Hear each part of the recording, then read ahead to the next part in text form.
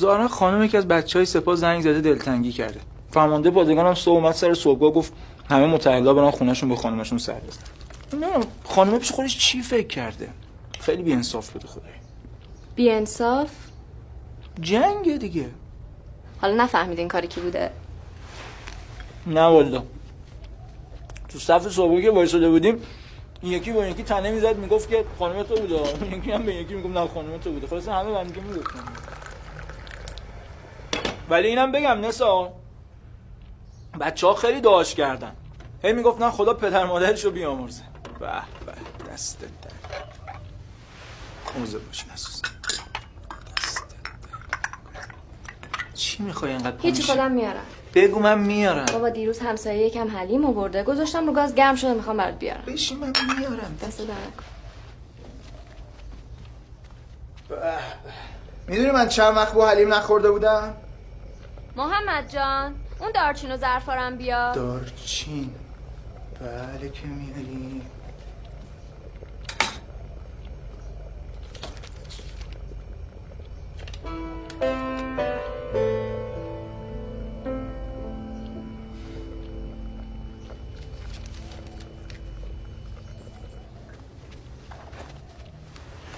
میگم تو این چند روزه اینقدر سختی کشیدی من 2-3 ماه برم منطقه میخوای چیکار کنی؟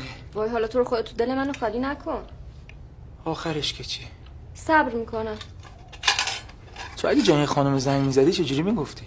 من میگفتم که الو سلام میبخشین من با فرماندهتون کار داشتم. چه مسلط. چرا میخندی با؟ نه خوب بود.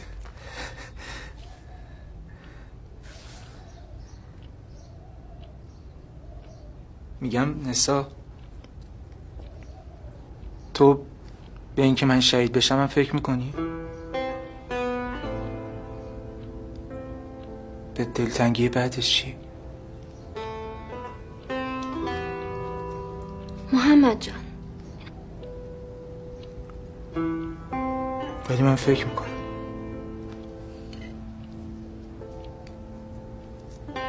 من دلم برات تنگ میشه.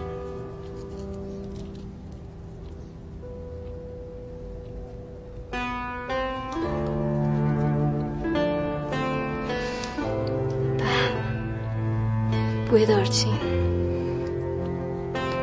آره عطری داره. چه خوشگل اینا ترمز. من بکنم 15 روزه هیچ چیز گرم نخوردم.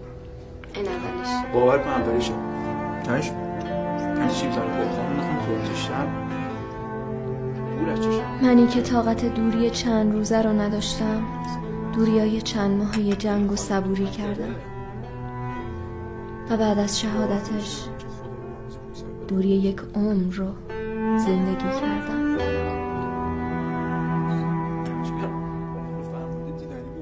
خودش هم